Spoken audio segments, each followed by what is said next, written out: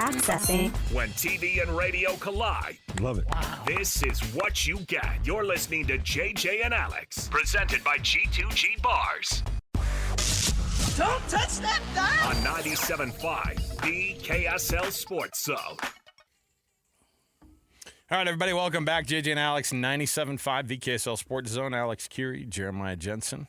Happy Friday to you. We've got all sorts of things going. Coming up at the 4 o'clock hour, it's going to be a traffic jam of awesome guests. Chris Armstrong, Utah Hockey Club team president, is going to be joining us. That's going to be like right at the 4 o'clock hour. He's going to give us some insights. The team's on the road. They're obviously playing Chicago tonight. And so our normal conversation with Bear Tourney, I thought it was rude. He couldn't carve out some time while he was right before he was going to talk to the team in the locker room to get ready for Chicago. Thought it was rude that Bear didn't want to take some time with us on a Friday game day 5 minutes before the puck. Get Coach on with us. Get it. He's like, yeah, why'd you guys call me? We're like, just want to ask how you feeling, Coach. How's this game going to go? It's like, quit bothering me. So Chris Armstrong's going to walk us through a little bit of what that looked like. And then BYU Basketball's Trevin Knell going to join us also in the 4 o'clock hour to get you ready for BYU and Utah tomorrow. Speaking of BYU and Utah, he's played in a few of these matchups over his career. Jonathan Tavernari, former Mountain West Sixth Man of the Year, former Freshman of the Year in the same conference. Welcome to the program, JT. Thanks for being with us on the show. And, man, this is a fun time to cover this team. Man, it is. I mean, is there ever a fun time not to cover BYU? I mean, I know I'm biased I'm a little bit biased, but, this team especially has made a phenomenal turnaround from pretty much, as soon as conference started. I don't know if you remember last year, the whole season was a vibe with BYU just because the way they started the non-conference schedule and then rolling up and number one net ranking team in the country, and then this year was a little bit sluggish started. Kevin Young had to get his feet wet a little bit. But man, once they got going, how much fun have they been lately? Yeah, let's dig into the specifics, JT, on this turnaround because I sat there and watched the Providence game, watched BYU lose by 20. They looked terrible. I'm thinking, I don't know, man. This might take a year or two to get this to work. And boom, here we are talking about wins in Tucson and Ames. Are you kidding me? How did Kevin Young and how did this team come together and make that kind of improvement in just 2 months? Well, listen, the number one thing about college basketball is you need to have continuity, right? And, I think the job became a little bit less difficult once he incorporated Trevin Knell in the starting lineup. Mm-hmm. And so I always felt like Trevin needed to start, not because he's a senior or, I heard that he's going to be coming on the show in a little bit. And you can tell him, Trevin and I have a great relationship. We've worked out together for many, many years. On the summertime, he and I do a lot of workouts and shooting drills together that I put him through. But I always felt that Trevin needed to start because he does the one thing that this team needed. And the one thing that this team needed more than anything was spacing. Spacing for Jaeger to attack, spacing from Dallin to operate, spacing for Richie to do what he does. And so I think that once you start incorporating Trevin Knell starting, and then after Trevin Knell starting, you get Trey Stewart playing a lot of minutes. And so to me, once all of these things started happening, it just became, okay, let's get the guys up to doing plays and to understanding the rhythm and to playing well together, which kind of went hand in hand with Richie exploding. Richie wasn't having a season that you're going, oh my gosh, he is a potential player of the year in the Big 12, but now he is.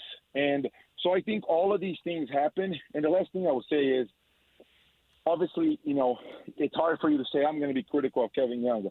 But the one thing that I always felt like, oh, man, he's not there yet, oh, man, he's not there yet, has been his rotation. Aside from Foose and Keba, to me personally, he hadn't figured this out until probably about a month and a half ago. I think in the middle of January, things kind of clicked, and he figured out a good rhythm for it. And I mean, it's hard to against any team in the country right now to say, oh, man, BYU doesn't have a chance just because of how they're playing. I mean, you mentioned massive win, in Tucson, massive win in Ames, and, getting ready for a rivalry game coming up tomorrow.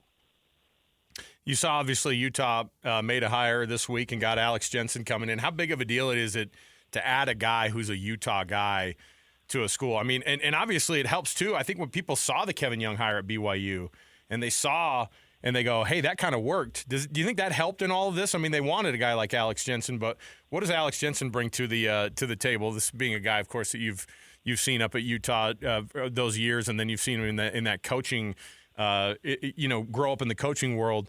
This has to be another good move, because I love when the rivalry game is something that is two really, really good teams going at each other. Absolutely. Listen, I'm a BYU guy through and through, right? But I am the first one to say I want Utah to do well. First and foremost, I'm also a Utahan. I mean, both of you know me. JJ, you've known me forever. I'm a U.S. citizen now. I consider myself a Utahan. So I do want Utah and the University of Utah to do well, just from the standpoint of it grows our state, right? From that perspective, I think they try to get, if my understanding of talking to the right people is correct, they try to get Alex Jensen before, but it didn't happen, right? His trajectory as an NBA head coach was still in a different direction than it is most likely where Kevin Young was. And I think that's okay, right? Johnny Bryant's name has also been thrown around. Now, I've known Johnny personally for quite some time because I played against him. We worked out together in the summer. But I think, I'm happy for Utah. I think it's a fantastic hire, right? You look at Kevin Young, what he's accomplished, all of the jokes and the memes that you see on X aside, even if Utah is copying BYU, who cares? They made a fantastic hire for someone that is, I don't want to say aspiring, but they are growing, and it's a star in the making to be a head coach in the NBA someday. And, obviously there are financial implications for him making a move to become the head coach at Utah. But I think it's great. I'm personally biased to Chris Burgess as well, and I hope that they don't come nowhere close to Chris Burgess because he's a fantastic coach. So I really hope that they don't come knocking and they don't come saying, hey, we want Chris Burgess now.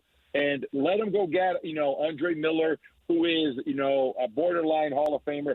Go get him, because I'm a fan of Chris Burgess for recruiting high school kids and for developing players as well. But, Utah made a good decision. The one thing that I will say, and I don't think this is a negative thing, especially coming from a BYU guy, I really am curious to see how the boosters and the fans are going to get behind this. Obviously, both of you cover more Utah games than, I'm around. And you only see certain things, from high level on social media. But it is no secret that the attendance and the expectations, the vibe, the hype surrounding Utah basketball, definitely on the men's side, hasn't been great. And so, to me, I hope that the Huntsman starts bumping again. Like you guys mentioned when you're introducing me, I played there a lot of times. I loved playing against Utah. I really wish it had been more of a rivalry and I was there. But hope for a lot of success for Alex Jensen and his staff. Yeah, I think that the hire of Alex Jensen is going to bring fans into the building. It's going to get boosters back on board. But if you want him to stay, you got to win, and that's going to be his challenge. We'll see if he can do that. But there's no doubt, JT, that this is going to hopefully reinvigorate the rivalry. It's been one-sided. We know that. And you mentioned even during your time there was some one-sidedness with maybe 1 year during that Boylan era where they got the best of you guys. Your memories of playing BYU Utah games, why were they different? How much did you enjoy being a part of them, either in the Marriott Center or at the Huntsman Center? Well, so a lot of fun memories, right? Again, I come from a background being from Brazil, growing up with the European basketball culture. In the summertime, I would practice and I would work out with Sean Green, with Johnny Bryant. Tim Drisden was always there, and then Kyle Kuzma was always around, especially when I was a pro in Europe. And so not necessarily the animosity that everybody thinks about and that you see on social media. And so, but I have two fondest memories. The first one is my freshman year. BYU hadn't won at Utah since the Robbie Reed and the Roger Reed days. And we were very neck and neck with Air Force. You remember, Air Force had Nick Welsh, Jacob Burschke, and we were there fighting for a championship. And I come in as a freshman, and I dropped almost 20 points at the Huntsman Center as my first dunk in college. And it was just a special vibe. And I remember vividly every shot I made, being booed. And the other one that I really remember is my sophomore year, playing them at home. Luke Neville was really good. And that was one of the years that Utah was a little bit better than usual during the Boylan years. And it was just a fantastic game. It was late in the season. I actually broke Andy Toussaint's record for a single-season three-point record that game. And a fun fact about the rivalry, half of my wife's family are massive Utah fans. My wife used to have a blog, Traveling with the Tavernari. and my senior year, my brother-in-law was one of the main guys in the Muss. And they had a picture, a huge cardboard of my wife's head, every time I shot a free throw, and they would chant. And I laughed, right? And listen, I will say this. Utah fans, I never had an issue with them. They never said anything inappropriate. They never crossed the line, which is why I've always appreciated playing against Utah. But those are the three memories that I have, from the rivalry. It's great. Jonathan Tavernari joining us, BYU great, and of course, if you haven't been on and watched JT's post game breakdowns live on social media, these are really fun. You got to get on right after these games typically. And you're doing BYU TV now as well. So you gotta listen. You're busy, man. You're kind of big time. I'm glad you came on the program with us. I'm just saying, look, this was it's massive to be able to get those types of breakdowns. But let's get a pre-game breakdown then about this rivalry game tomorrow. Utah comes in with very different designs now and a very different attitude because of losing their coach partway through the season, and then having to figure that thing out. But certainly. Stealing one from BYU and ruining the possibility of the Cougs being able to get a 4 seed in that tournament and having a double bye in the Big 12 tournament is huge for them. They want to spoil BYU any way that they can. How do the Cougs make sure that they can wrap things up at home? Well, Alex, listen, you know me now. JJ know me before I was even a nobody, so we go way back. So and I appreciate the kind words, but I would say is it could not be a bigger contrast between these two teams. BYU has all the pressure to win tomorrow for a lot of different reasons. They've already locked in the 4th seed in the Big 12 tournament. However, you want to have momentum. I mean, both of you know this much better than I do, that you want to go and you want to go to the conference tournament on a good momentum, on a good rhythm, and a win does that because BYU is going to have a bye. A double bye for that matter. And so they're going to play a team that most likely already played 1 or 2 games, which is not the best scenario, especially if that team turns out to be Iowa State, right? They just had, a bloodbath and just throwing haymakers back and forth to each other. And then on the other side, you have Utah, who is a little bit of no man's land. And I don't mean that with disrespect, but Craig Smith was fired a year earlier, mainly because you can finally get Alex Jensen. I get it. No knock on Craig. Props to Alex, but I think that's just the reality of it. So the pressure is totally on BYU. The last time that these teams played, I personally didn't think BYU was going to struggle as much as they did. Credit to Utah. Utah came and they gave BYU all of the chances to win. But at the end of the day, Utah made more plays than BYU did. I was fairly critical of Hunter Erickson throughout his career. I thought that he could be a whole lot better than he actually turned out to be. But that's because you both remember, Hunter was a big-time high school player. My goodness, Hunter was incredible in high school. And so I expected a lot of him. But Hunter Erickson came through on that game, and he delivered the final punches that broke the game open. And so, to me, it's a tale of two stories. Utah has no pressure. Come what may and love it. Whatever happens, it's going to be a positive for Utah. The Alex Jensen's news trumps everything that this team can do, aside from winning the Big 12 tournament, which is probably not likely. And then you got BYU. They're ranked. They're number 18 in the country, double bye, poised to make a run in the Big 12 tournament and the NCAA tournament. And so, it's going to be an entertaining game. It's senior night. Emotions run high, and also a rivalry game. So it's going to be a good one in Provo tomorrow night, boys. Before we let you go, you know what it takes to win in the NCAA tournament, and not many BYU players and teams have. It hasn't happened since 2012 in the first 4, and not since 2011 have they advanced to the round of 32. They got to the Sweet 16 that year. Jim Romani, we all remember that. How far can this BYU team go, and what things does this team have that gives you confidence that they can? So, that's the interesting thing. And oftentimes before I go in the air and, when I and even on my own time, as I'm looking at all of the stuff that I have in my office from my playing days, you always have the perception this team can go far because of X, Y, and Z. And BYU certainly can fit that mold. BYU, they can go 11 deep. They have multiple weapons. They can beat you from the three-point line. They can beat you inside the paint. They can beat you in transition. They can beat you in a half court, right? And so BYU certainly has all the tools necessary to definitely get to the second weekend and make to the round of 16.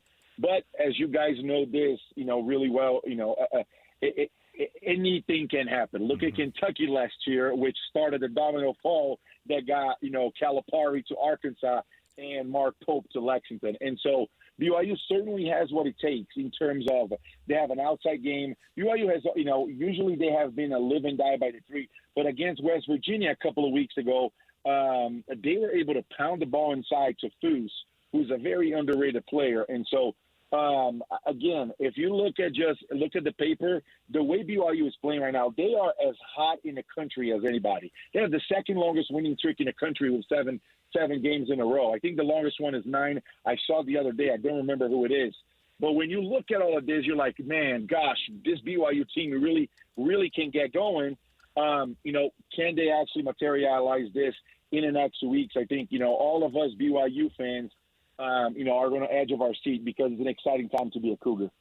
Jonathan Tavernari, appreciate you joining the program, JT, and giving us those insights. It's a fun time to follow this one. No better time than right before a rivalry game and to wrap things up for this group of seniors as well. So we appreciate you joining us on a Friday, and have fun at that game tomorrow, and we'll be watching.